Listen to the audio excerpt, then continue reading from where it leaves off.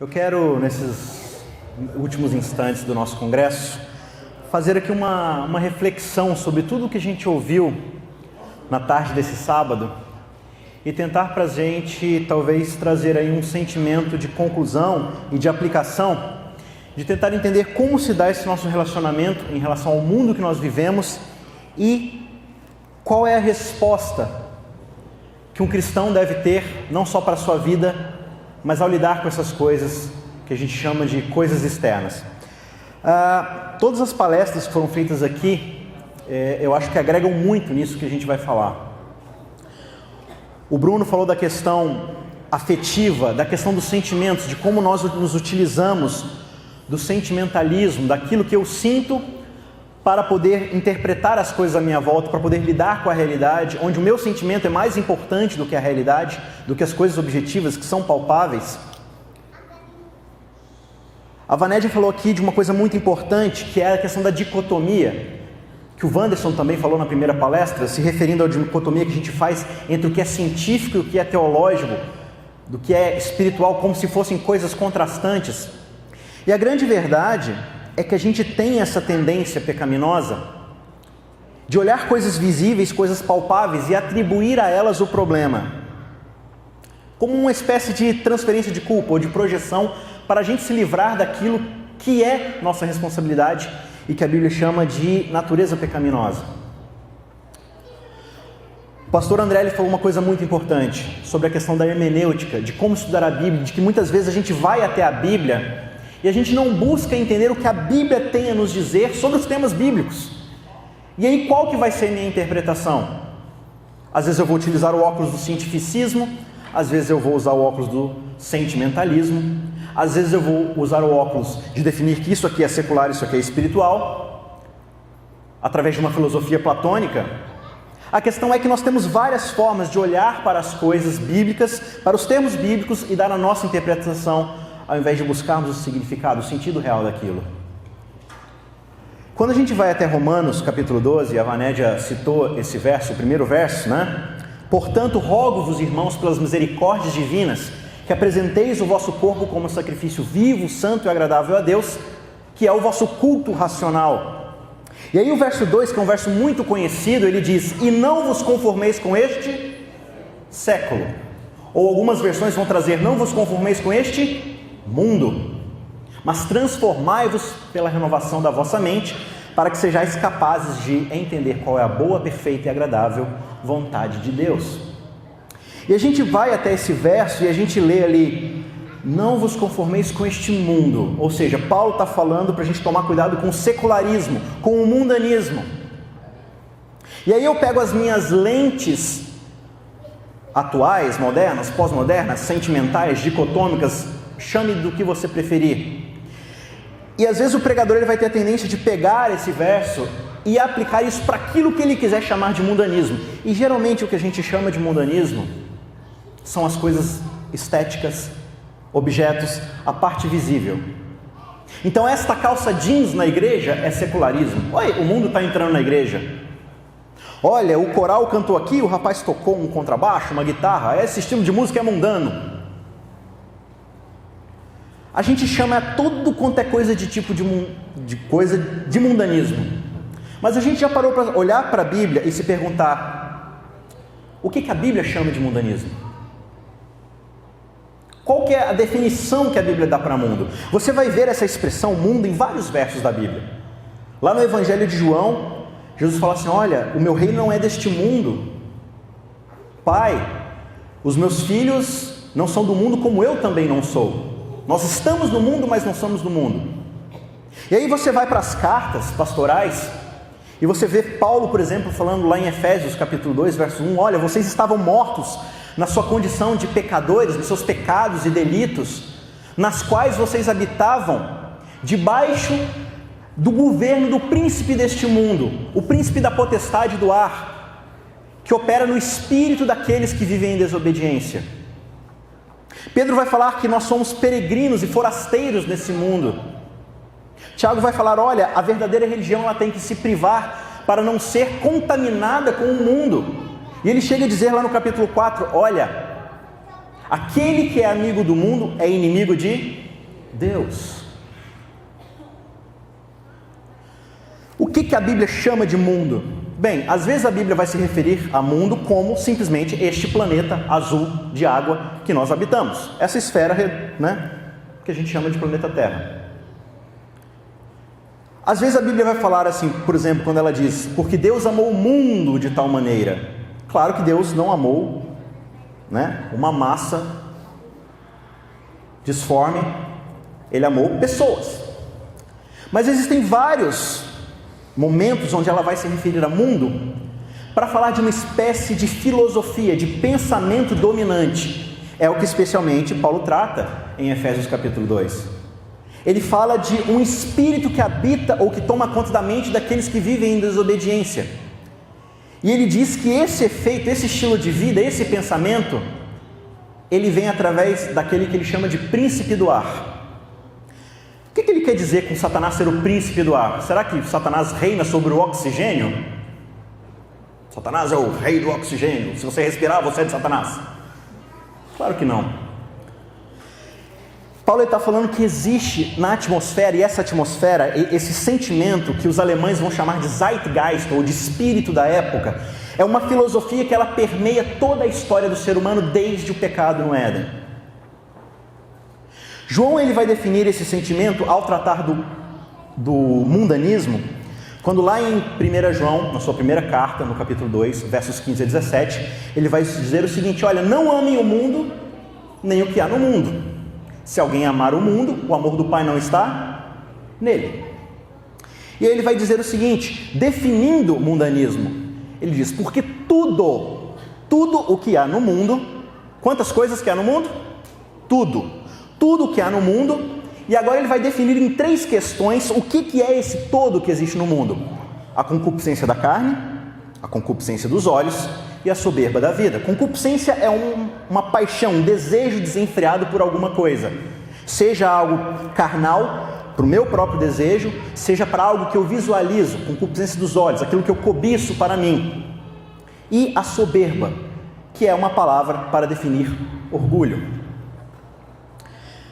Então veja, quando a gente vai analisando a Bíblia de uma forma narrativa, acompanhando a sua história, você vai perceber que lá em Ezequiel, no capítulo 28, quando o profeta está descrevendo ali uma mensagem para o rei de Tiro, e ali existem padrões onde ele se refere a um querubim que habitava nas alturas, ele vai dizer que esse querubim, ele se exaltou, e ele era um anjo guardião, ele guardava ali o santuário divino, o querubim cobridor, e era o modelo da perfeição, e ele pensou por um instante que ele poderia ser algo mais do que ele havia sido criado para ser, e ele se elevou acima de tudo no seu coração e falou assim: eu posso alcançar um patamar maior do que de ser criado, eu posso ser o próprio Deus. E ele começa a difundir ideias a respeito da sua tese, do seu desejo, que o profeta vai chamar de realizar um comércio entre os anjos, entre os seres celestiais. Por isso ele é jogado dali. Perceba, Lúcifer, Satanás, ele nutre um desejo orgulhoso, soberbo, de querer para si, uma paixão, um desejo desenfreado da sua carne, dos seus olhos, de querer algo que não pertence a ele, e de achar que é merecedor dessas coisas. E aí quando você observa a história da doutrina da queda lá em Gênesis 3, no capítulo 6, Eva está diante da árvore do bem e do mal. A árvore do bem e do mal, ela não é meramente um fruto místico, espiritualista. O pecado não está rondando a árvore em si. Aquela árvore, ela apenas representa o seguinte: Deus, ele é o definidor, por ser o criador, do que é bom e do que é mal. Ele define o que é bom e o que é mal. São critérios objetivos. Ele, como criador, define o que é certo e o que é errado.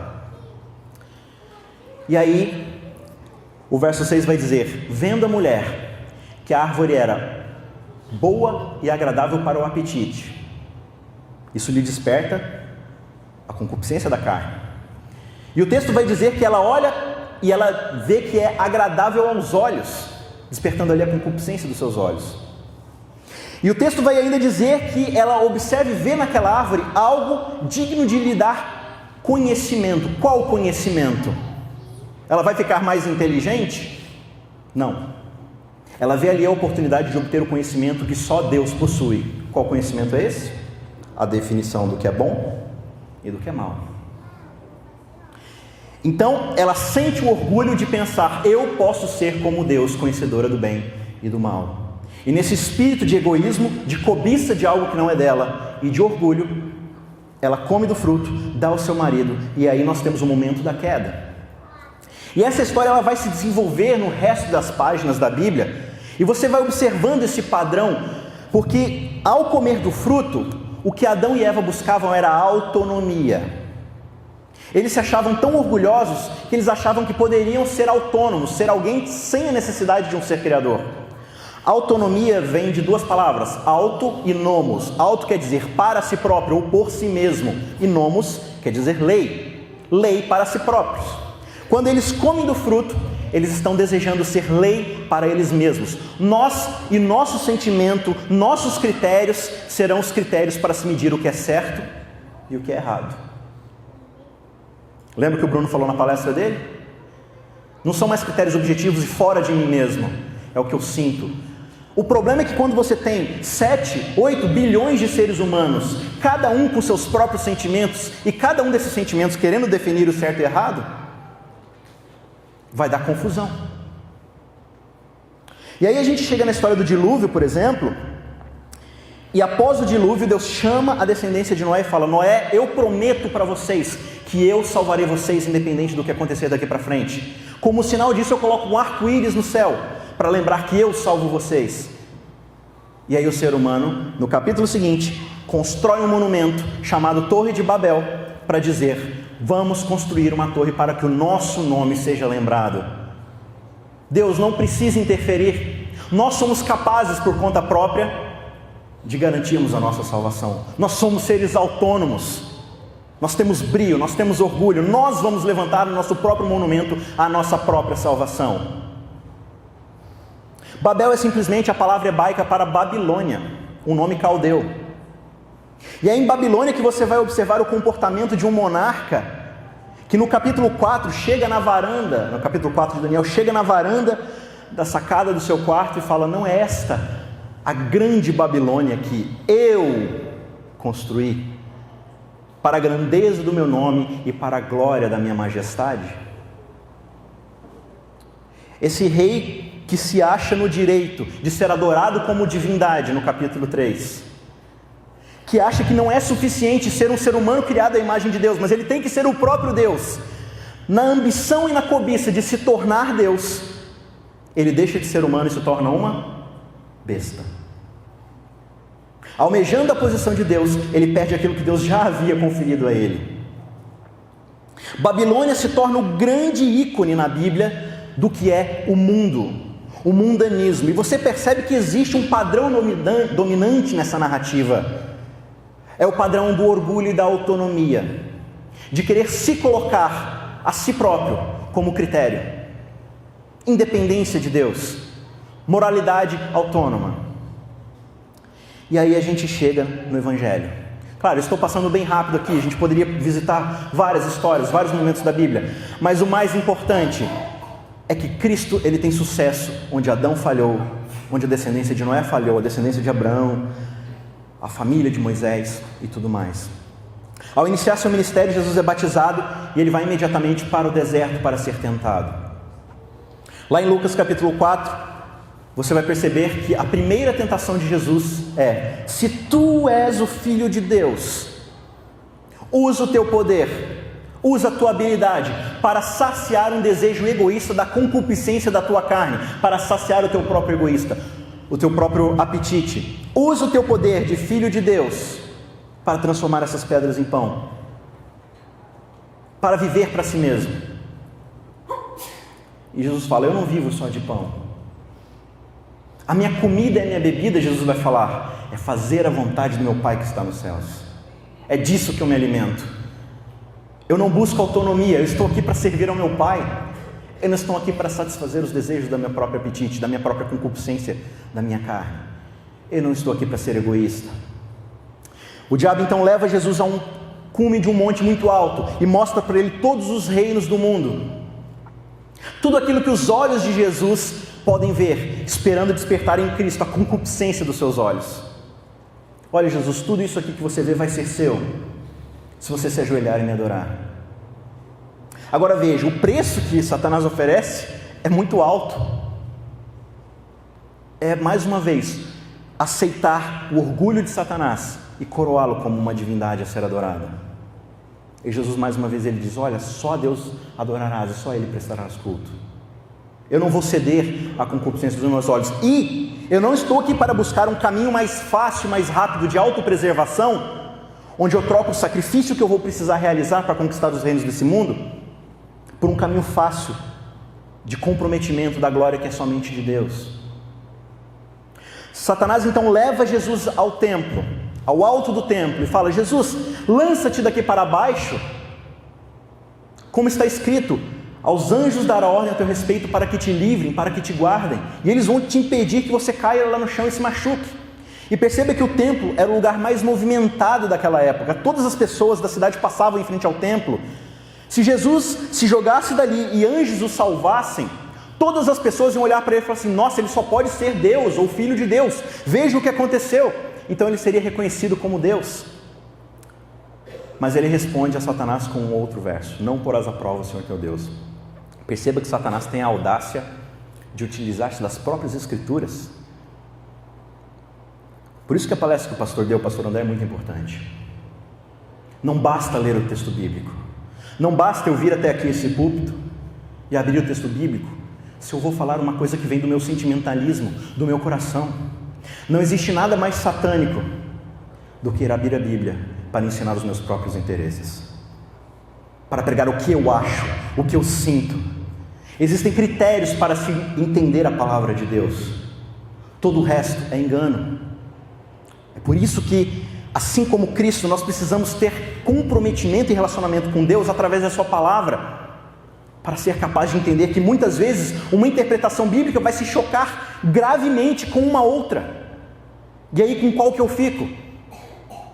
Eu abuso do cuidado divino e coloco Deus à prova por motivos de orgulho? Agora perceba uma coisa: era pecado Jesus comer pão? Sim ou não? É pecado comer pão? Tá bom. Jesus tinha direito aos reinos deste mundo? Sim ou não? Eram deles por direito? Certo. Jesus tinha o direito de ser reconhecido como Deus ou como Filho de Deus? Mas por que nessas 3 ocasiões era pecado? O pecado está nessas coisas, ou o pecado está na forma como Jesus deveria adquiri-los? Onde está a tentação? Então perceba que a gente vai discutir mundanismo e a gente geralmente vai se focar nos objetos, como se essa caixa de som fosse mundana, esse piano fosse mundano. E Jesus está mostrando o seguinte: olha, existe um padrão mental, uma filosofia de comportamento que vem desde lá da queda, lá no céu, e vem perpassando pelo Éden, por Babel, por Babilônia, e eu vou dar um fim a isso. Então João ele vai dizer: olha, mundanismo pode ser resumido nisso: concupiscência da carne, dos olhos e orgulho. Basicamente, egoísmo, inveja e orgulho. Querer apenas para si, querer o que é do outro e achar-se melhor do que todas as pessoas. E aí a gente volta lá para Romanos no capítulo 12, verso 2, e Paulo vai dizer: olha, não se conformem com o padrão deste mundo. De qual padrão você está falando, Paulo?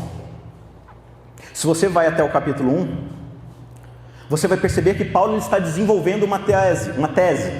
Ele está construindo ali a ideia do que ele entende ser o Evangelho.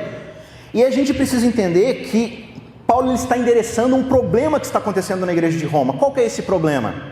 A igreja de Roma era formada por cristãos gentílicos, ou seja, qualquer pessoa que não fosse judeu, e cristãos judeus. Os cristãos judeus, eles se achavam melhores do que todo mundo, porque eles tinham uma descendência, um pedigree, que era serem filhos de Abraão. Já que somos filhos de Abraão e é da nossa descendência que vem o Messias, nós somos melhores do que os gentios. Os gentios vão virar e vão falar assim: mas pelo menos a gente não matou o Messias, né? Quem é melhor que quem aqui? Vocês mataram o Messias, sabendo de tudo que sabiam. Então a gente é melhor que vocês. E há essa ruptura dentro da igreja de Roma. Então Paulo está endereçando a este problema o que ele vai discutir na sua carta. E a resposta de Paulo para o problema do orgulho é nenhum outro que não o que ele vai dizer no verso 16. Porque eu não me envergonho do Evangelho.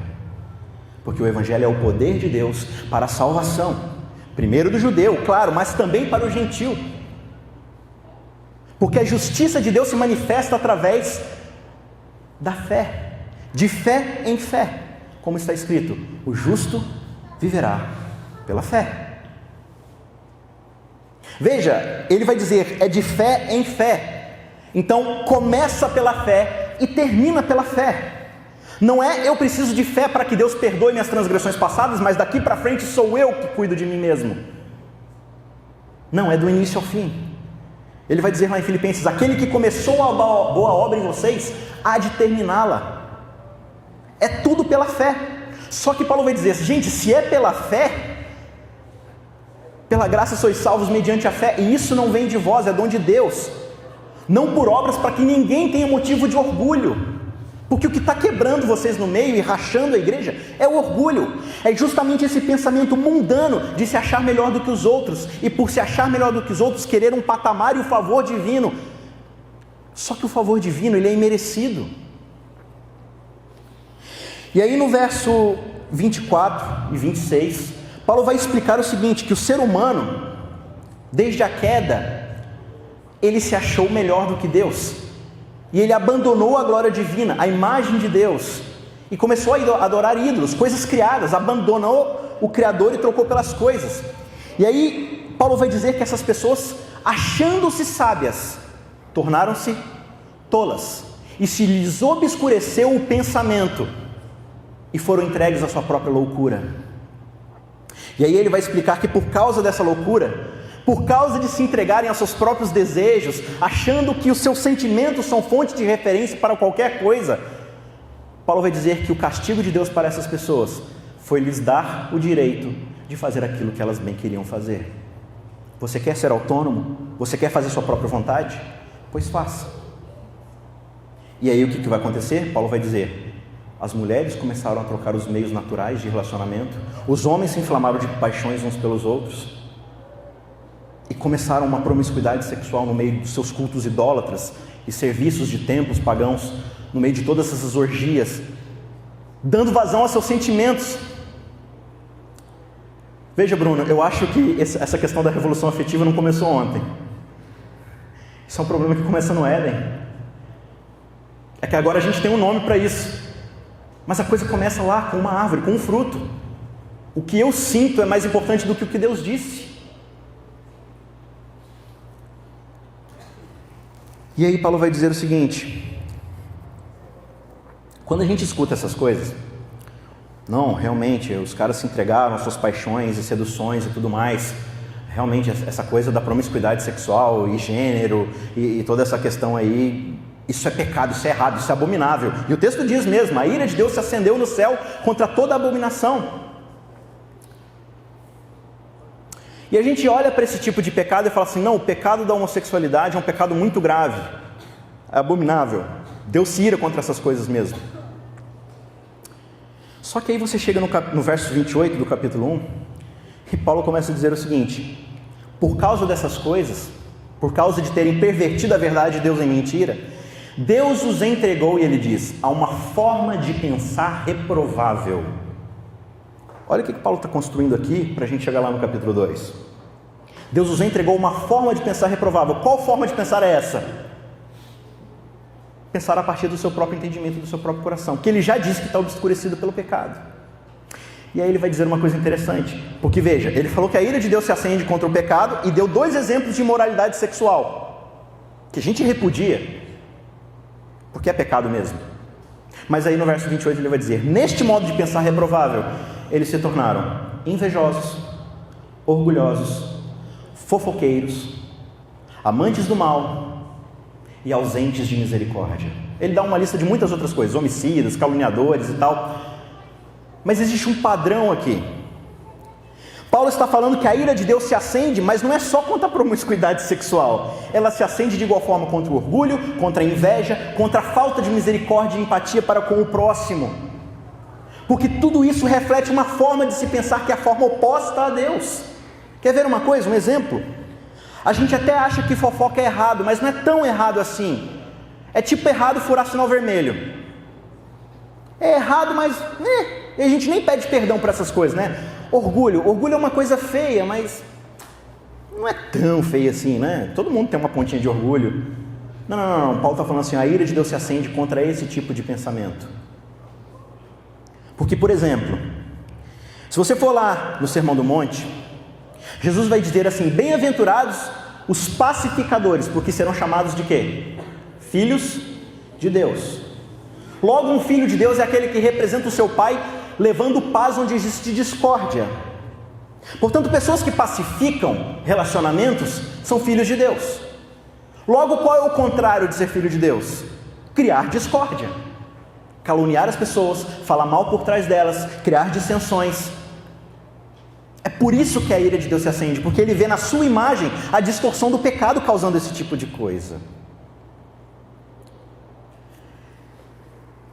E o orgulho é uma coisa tão tremenda, tão absurda, que a gente não percebe que o que derrubou o Satanás do céu não foi o homossexualismo, foi o orgulho. E aí eu te pergunto, qual foi o preço que Cristo teve que pagar por aqueles que praticam o pecado da promiscuidade sexual? Qual foi o preço? Qual foi o preço? A sua morte. Agora, qual foi o preço que Cristo teve que pagar pelo pecado do orgulho? Penitência? Subir escada de joelho? Ou foi sua morte? O preço do pecado foi o mesmo. Ele não derramou menos sangue pelo orgulho e pela fofoca do que derramou pela promiscuidade sexual. Só que perceba, a gente, no nosso convívio, é tão orgulhoso que a gente vai diante de Deus e a gente fala assim, Senhor, eu posso até ter orgulho, posso até falar mal das pessoas e posso até considerar o que é meu apenas meu e não querer dividir com ninguém, mas pelo menos eu não sou homossexual. Peraí, então você está dizendo que eu devo dar o meu favor a você e te justificar porque você não é tão ruim assim?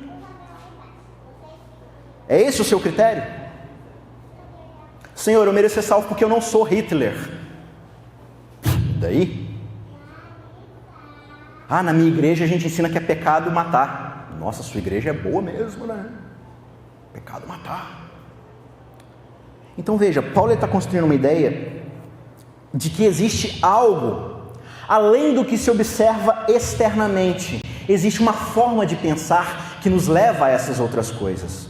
Paulo não vai combater objetos, Paulo vai combater uma forma de se pensar, porque ele deixa claro no verso 28, Deus nos entregou uma forma de pensar reprovável. É por isso que ele vai trabalhar o Evangelho durante toda a sua carta, até o capítulo 11, para dizer, gente, se Deus fosse levar em conta critérios subjetivos como a moralidade de vocês, qual seria o padrão para salvar as pessoas? Porque você pode não ser homossexual, você pode não perverter o meio natural dos seus relacionamentos, mas você é caluniador, orgulhoso, é só você pegar Cristo e o seu caráter e medir com você que você vai achar problema. Então qual o critério que eu uso? Não ser tão mal assim? Como é que eu oro para Deus pedindo a salvação? Senhor, eu te agradeço porque eu jejuo, eu oro, eu leio a Bíblia e vou à igreja aos sábados. E eu não sou que nem esses mundanos lá fora, esses cobradores de impostos. Então Paulo vai falar lá no capítulo 11, olha, tudo bem, vocês estavam em pecado e eles receberam a revelação. Só que agora eles estão em pecado e vocês receberam a revelação. O jogo só virou, mas vocês dois passaram pelos mesmos problemas, tanto os judeus quanto os gentios. E aí ele encerra o capítulo 11 dizendo, é por isso que Deus encerrou a todos debaixo do pecado, a fim de mostrar misericórdia para com todos. Deus ele não vai usar o seu critério subjetivo de analisar o ser humano e as suas paixões e concupiscências. Ele vai usar o critério objetivo do caráter do seu filho. Essa é a boa notícia do Evangelho. E é por isso que só o Evangelho é capaz de nos salvar. E aí Paulo vai dizer, rogo-vos então, irmãos, pelas misericórdias divinas, ou seja, por tudo que Deus fez por nós, pelo seu sangue derramado na cruz, que vocês ofereçam o vosso corpo como sacrifício vivo, porque o pensamento pagão mais predominante em qualquer religião é de me achegar a uma divindade e falar o que eu preciso sacrificar para que essa divindade abençoe o resto? É 10% do meu salário? É um dia de guarda? É não comer determinado alimento? E Paulo vai dizer, olha, o que o ser humano pode dar a Deus que já não seja de Deus? Vocês continuam tentando conquistar pelo seu próprio orgulho a autossuficiência e não depender de Deus. É Babilônia tudo outra vez.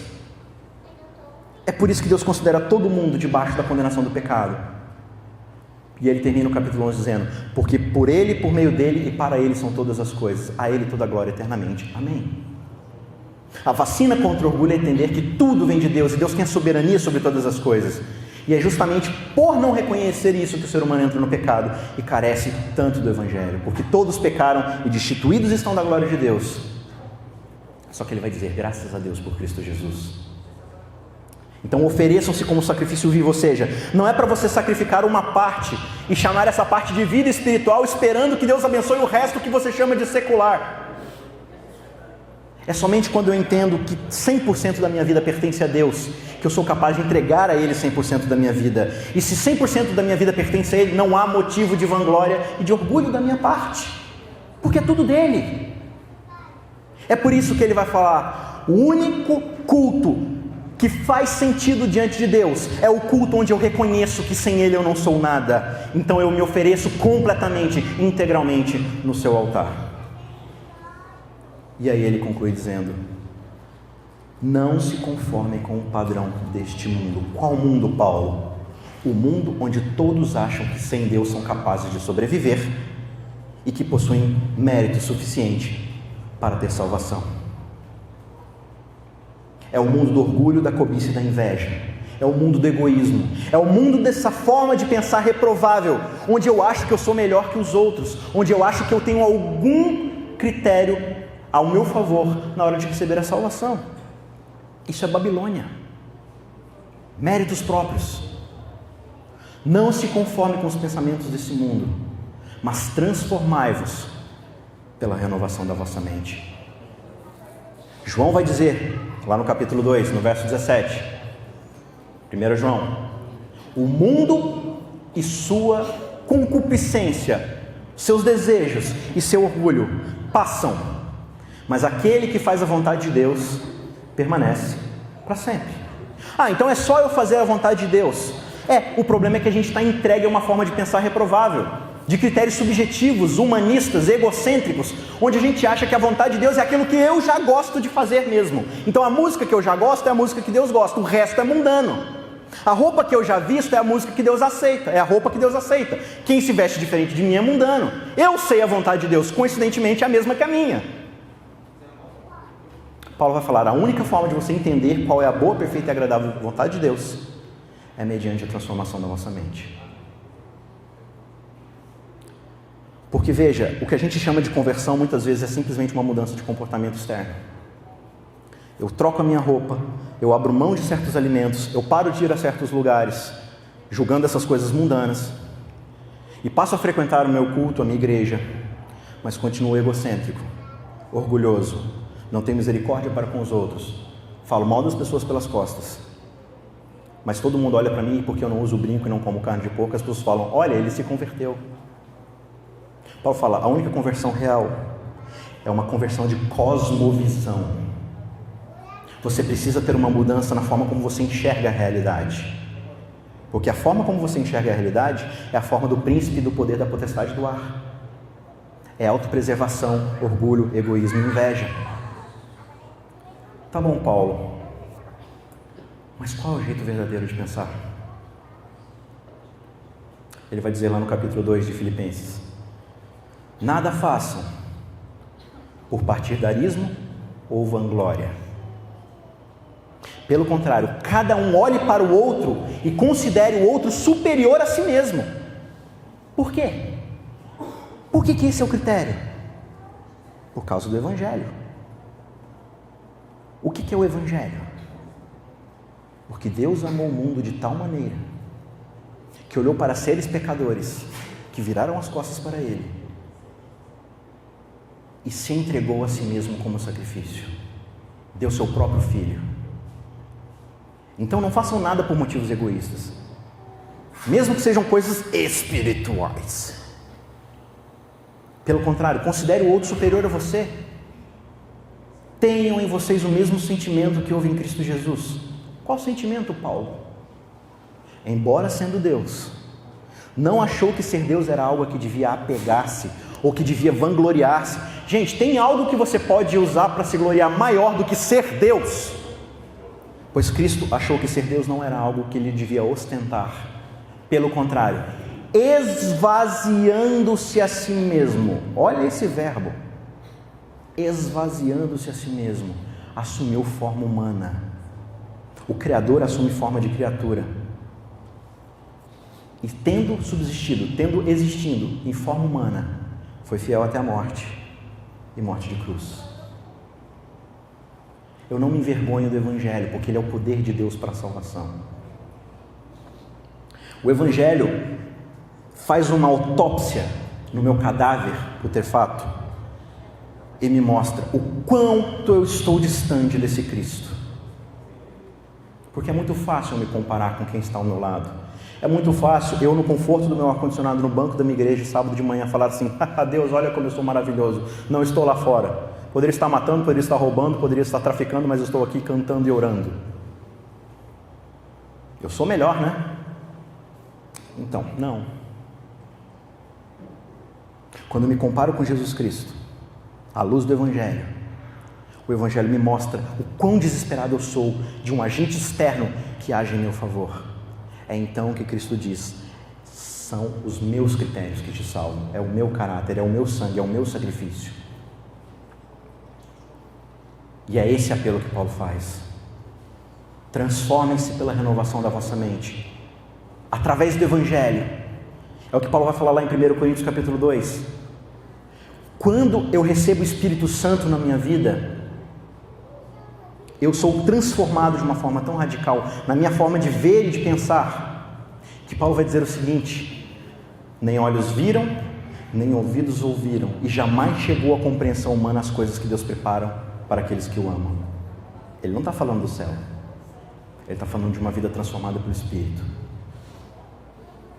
E ele termina dizendo: pois quem conhece a mente do Senhor?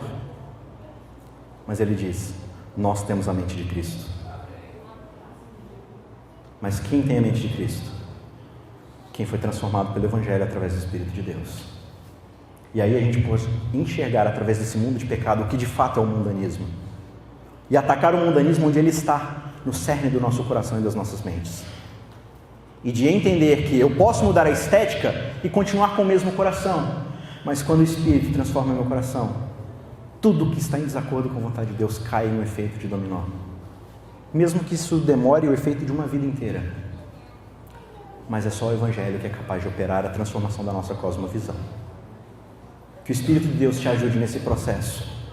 Clame diariamente, mas não fique simplesmente numa oração que não vai agir para abrir a Bíblia e buscar o verdadeiro Evangelho, conhecer a palavra de Deus através do Espírito, clamando que o Espírito te ajude a entender a sua palavra, mas estude a Bíblia, faça uso das ferramentas, das concordâncias, dos comentários, mas leia a palavra, medite nela diariamente, e o Espírito vai operar uma transformação incrível em você, para que você seja capaz de olhar e enxergar a vontade de Deus aonde quer que você vá. No seu trabalho, prestando Enem, nos seus estudos, nos seus relacionamentos e na sua diversão, não importa. O Espírito vai te ajudar a discernir todas as coisas. E você vai aprender o que é estar no mundo, mas não ser do mundo. E transformar esse mundo para a glória de Deus. Que Deus te abençoe e tenham todos uma boa noite.